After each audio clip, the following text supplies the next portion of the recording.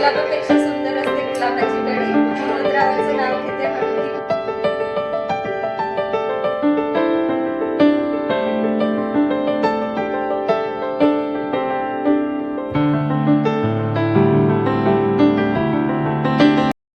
Hello, good morning friends, welcome back to my channel. तर कशा आहात तुम्ही सगळे? आय होप तुम्ही सगळे खूप छान आणि मस्त मजेत असणार. सो आज आहे माझ्याकडे हळदी कुंकूचं वाण. त्यासाठी म्हटलं चला पटकन 10 मिनिटात जे आहे ना क्लिनिंग ही करून घेते. अगदी फक्त डस्टिंगच करायची आहे, कारण डीप क्लिनिंग मी कालच्याच दिवशी केलेली होती. आणि घरात मुलं असले की आपण कितीही क्लिनिंग करू द्या, पण घर जसंच्या तसंच होत असते. सो आता सगळं सोफा कवर वगैरे एकदाच असं झटकून घेतलं. आणि आता एक माझ्याकडे असं म्हणजे एक स्मूथली असं डस्टिंग ब्रश आहे, ज्याच्याने खरंच खूप छान म्हणजे डस्ट होऊन जाते. सो तोच आणला मी आणि त्याने पूर्ण असं सोफा वगैरे छान असं डस्टिंग करून घेतलेला आहे.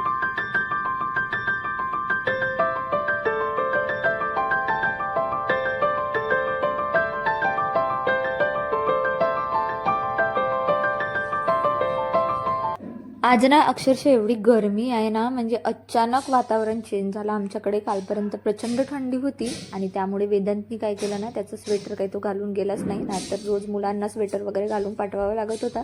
सो त्याने इथे सोप्यावरच ठेवलेला होता. सो म्हटलं चला आता हे सगळं छान असं डस्ट करून घेते. आणि काय झालं ना, म्हणजे पडदे वगैरे मी काही वॉश केले नव्हते, म्हणून आधी डस्टिंगनी डस्ट करून टाकला आणि त्यानंतर पूर्ण घरच असं झाडून घेतलं. आणि झालं असं होतं की आजच्याच दिवशी माझी बाईसुद्धा सुट्टीवर होती. म्हणजे ते म्हणतात ना, ज्या दिवशी आपल्याला खूप जास्त कामं असतात त्याच दिवशी म्हणजे असा काही प्रकार घडत असतो. सो ती 2 दिवसाच्या सुट्टीवर होती. त्यातल्या त्यात भांडे भरपूर आहेत माझे वॉश करायचे.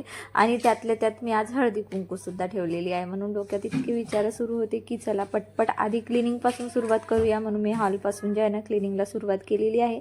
तसंही आमच्याकडे बायका जे आहे ना, म्हणजे सायंकाळीच येतात, म्हणजे 7-8 वाजताच हळदी कुंकूला येत असतात. त्याआधी तर कुणीच येत नाही. म्हटलं पूर्ण घर वगैरे असं छान म्हणजे झाडून काढते. त्यासोबतच मॅट वगैरे सगळे टाकून घेतलेले आहे. पोछा काही मारणार नाही. कालच्याच दिवशी म्हणजे तिने पोछा मारलाच होता. सो आज काही पोछा वगैरे मारतच नाही. म्हटलं एक्स्ट्राचं काम नको बाबा, म्हणून झाडूच लावून घेतलेला आहे. आणि मागच्या साईडचं थोडंसं शूट करायला घेतलं, पण इथे इतकं कॅमेरा ब्लिंक होत होता ना की म्हणजे व्यवस्थित काही तेवढं शूट झालेला नाही. त्यानंतर 1-2 मॅट होते, मी काल वॉश केले होते, तेच बाहेर सुकवायला टाकले होते. त्यानंतर भांडी कुंडी घासून घेतली, मॅट्स वगैरे टाकून घेतले. त्यानंतर बेडरूममध्ये कपड्यांचा सुद्धा पसारा तुम्ही बघू शकता. बेडरूम आवरायचं होतं. त्याआधी म्हटलं चला हॉलमध्ये चटई वगैरे टाकून ठेवून देते. आता म्हणजे दिवसभर तर घर असंच राहणार, पण आता बघूया मुलं आल्यानंतर काय काय गोंधळ करतात. तर कारण शक्यतो वेदांत त्याचं असते की सोफा कवर वगैरे पाडल्याशिवाय त्याला काही चेन पडतच नाही. सो आज असंच डोक्यात फिरत होतं की आता हे सगळं मी नीट केलेलं आहे. वेदांतला आल्याबरोबर वॉर्निंग देणार की आज माझ्याकडे हळदी कुंकू आहे, त्यामुळे तू काही गडबड करू नको. त्यानंतर खूप सारे कपडे वॉश करायचे होते. मी म्हटलं ना, ज्या दिवशी खूप महत्त्वाचं काम असतात त्याच दिवशीच सगळे घरातले कामं निघत असतात.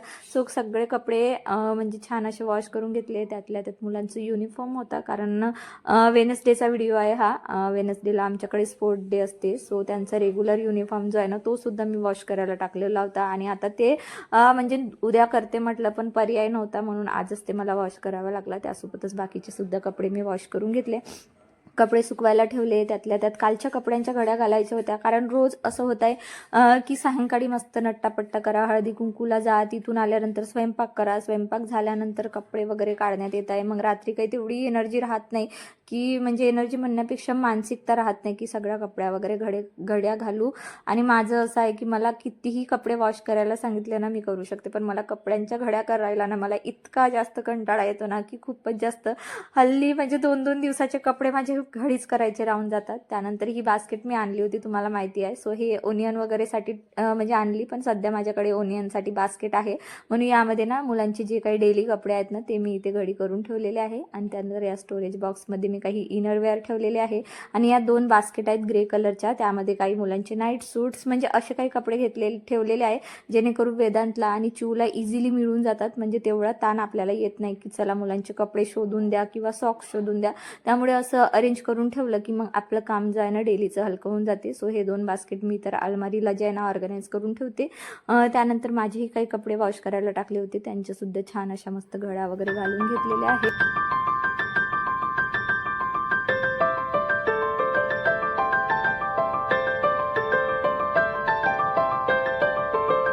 छोटे मोठे कामं करता करताना 3-3:30 झालेले होते आणि मुलांना जाऊन आणली आधी, त्यानंतर मी इथे तयार व्हायला सुरुवात केलेली आहे. ॲक्च्युली मला काही फोटो सेशन त्यासोबतच मला जे आहे ना थोडंसं म्हणजे शॉर्ट व्हिडिओसाठी शूटिंग करायची होती आणि त्यातल्या त्यात मला काही कॉमेडी रील्स करायचे होते, म्हणून मी लगेच म्हणजे तयारीला लागलेली आहे. जेमतेम 4 वाजलेले आहे.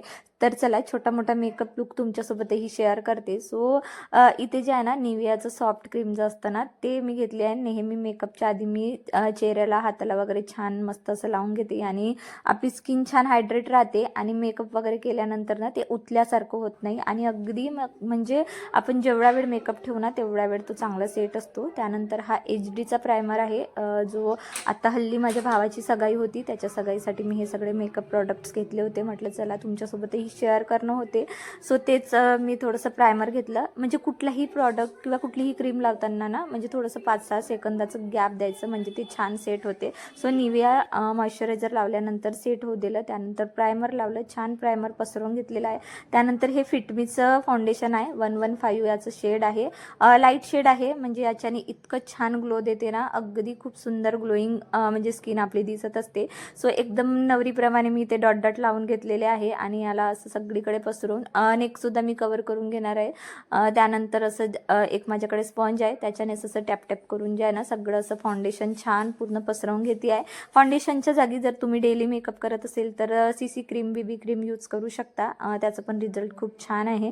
सो मी खूप जास्त मेकअप काही करतच नाही, अगदी कुठे फंक्शन किंवा काही कार्यक्रम असलं तेव्हाच करत असते, म्हणून मी हा फाउंडेशन यूज केला. त्यानंतर फाउंडेशन छान सेट होण्यासाठी ना मी इथे पाऊंड्स पावडर यूज करत असते आणि मी नेहमी मेकअपमध्ये पाऊंड्स पावडरच यूज करत असते. सो असं माझ्याकडे ब्रश आहे, ब्रशच्या साह्याने सगळं असं पाऊंड्स पावडरनं छान असं पसरून घेतलं. म्हणजे याने काय होते ना, म्हणजे जो काही आपण फाउंडेशन लावलं असतं स्किनला तो छान सेट होऊन जातो, म्हणजे एकदम असं बसून जातो, म्हणजे असं उतल्यासारखं दिसत नाही आणि तुम्ही बघू शकता छान नॅचरल म्हणजे लुक दिसतो आपला. त्यानंतर आय मेकअपसाठी ना मी हा पॅलेट जो आहे ना तो यूज करते. यातला जो ब्लॅक कलर आहे ना तो स्पेशली मी आयब्रोज फिल करण्यासाठी यूज करत असते. तसं तर 2-4 वर्षापासून ही आयब्रो पॅलेट म्हणजे मी यूज करते आहे. आय थिंक एक्सपायरसुद्धा झालेली आहे. सो मला ती फेकायचीच आहे, पण त्यातले सगळेच म्हणजे आय शॅडोज जे आहे ना जसेच्या तसेच आहेत, कारण मी खूप जास्त आय मेकअप काही करत नाही, म्हणून मला काही ते फेकावशीच वाटत नाही आहे. म्हणून म्हटलं चला जोपर्यंत होते तोपर्यंत यूज करूया. सो आता इथे जे ना आयब्रो फिल करून घेते आहे. आयब्रो फिल करताना ना थोडेसे आयब्रो वरच्या बाजूने म्हणजे उचलायचे, त्यानंतरच आयब्रो फिल करायचे, म्हणजे त्याचा शेप इतका सुंदर दिसतो आणि चेहऱ्याचा लुकच आपला चेंज होऊन जातो. त्यानंतर याच पॅलेटमधला जो आहे ना ब्राऊन रेड ब्राऊन कलरचा एक म्हणजे शेड आहे, तो मी आईजला लावत असते. जो म्हणजे माझी साडीची बॉर्डर जी आहे ना ती थोडी राणी कलर आहे आणि मग तो शेड जे आहे ना रेड आणि ब्राऊन आहे, म्हणजे जेमतेम राणी कलर सारखाच दिसतो आणि मला खूप जास्त असं बजबज करायचं नव्हतं, म्हणून मी अगदी कमी कमी क्वांटिटीमध्ये जे आहे ना असं आईजला लावून घेते आहे. तुम्ही ते बघू शकता.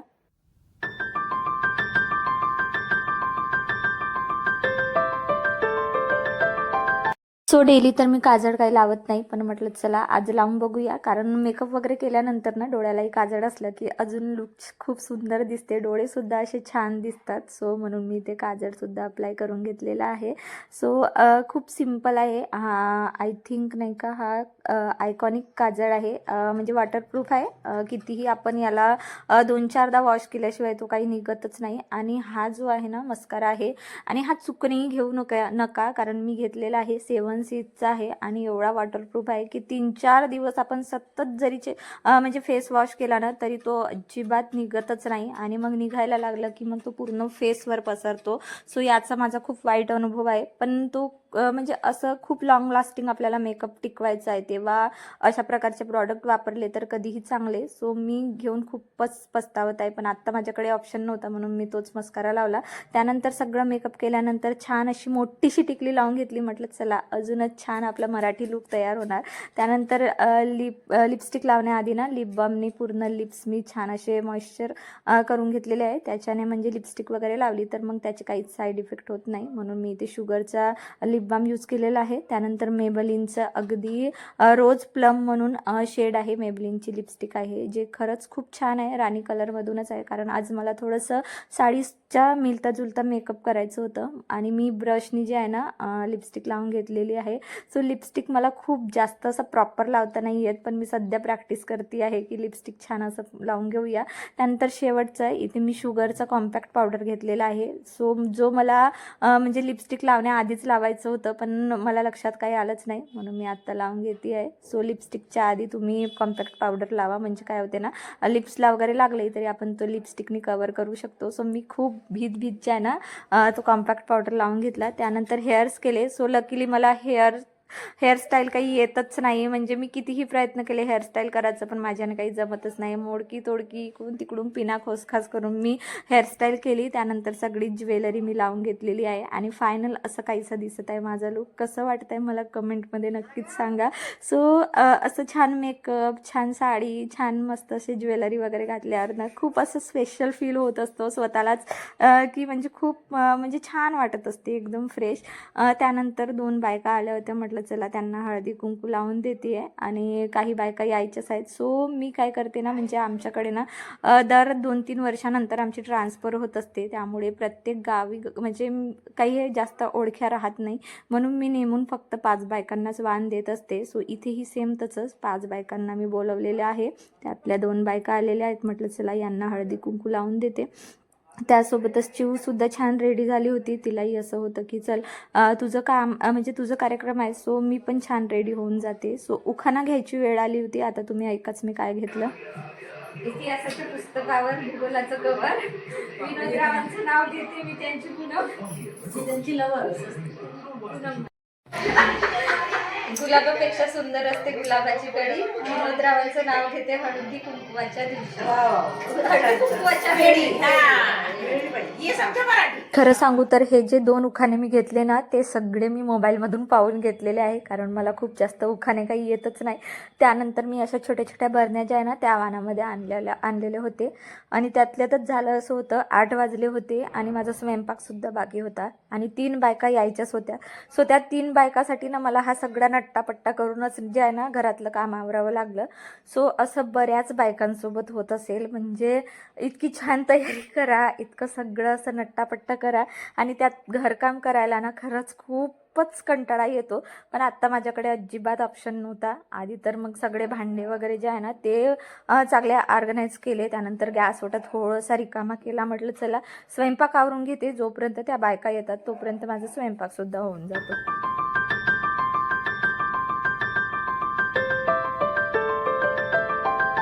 खरं सांगू तर घरात छोटा कार्यक्रम असो किंवा मोठा, म्हणजे डोक्यात एवढे विचार चालतात ना की खूपच जास्त, आणि विचारांचाच हा सगळा प्रकार माझ्या किचनमध्ये झालेला होता. ॲक्च्युली तेल कडवायला ठेवलं आणि तेवढ्याच वेळामध्ये ना मी जो मेकअप लुकचा व्हिडिओ केला होता ना त्याचे छोट्या छोट्या क्लिप्स बघत बसल्या. त्याच्या चक्करमध्ये ऑइल इतका गरम झाला, अक्षरशः पूर्ण धुवा झालेला आहे. सो आता मला कांदासुद्धा परतायला इतकी जास्त भीती वाटत होती ना की खूपच जास्त. तरी पण मी इथे भाजी नाही का कशी बशी करून घेतलेली आहे. सो मी भाजीमध्ये आज फ्लावर्स, वाटाणा आणि बटाटा याचं मिक्स भाजी जी आहे ना ते मी करते आहे.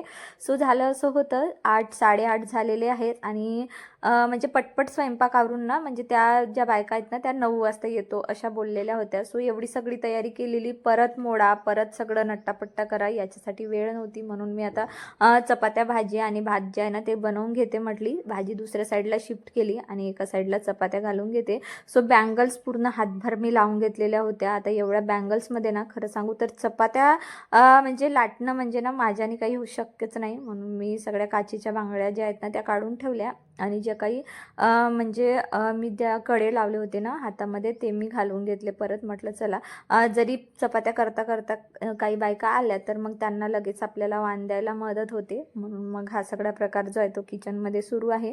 आणि खरं सांगू तर ना मला त्या बायकांची कमाल वाटते, म्हणजे ज्या रोज असं म्हणजे छान तयार होऊन म्हणा किंवा डेली साडी वगैरे घालून जे आहे ना हे सगळे कामं करतात ना, खरंच त्यांना सलाम आहे बाबा. म्हणजे मी एक दिवस केली तर मला एवढा कंटाळा येत होता काय सांगू.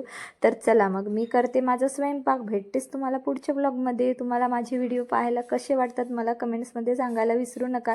आणि खरं सांगू तर व्हिडिओ आवडला असेल ना तर प्लीज करून शेअर करा, तुमच्या फॅमिलीसोबत शेअर करा, तुमच्या ओळखीच्या लोकांसोबत माझे व्हिडिओ शेअर करा. चला मग तोपर्यंत तुम्ही स्वतःची काळजी घ्या, मी सुद्धा माझी काळजी घेते. भेटूयात आपण पुढच्या व्लॉगमध्ये. So bye everyone, have a good day.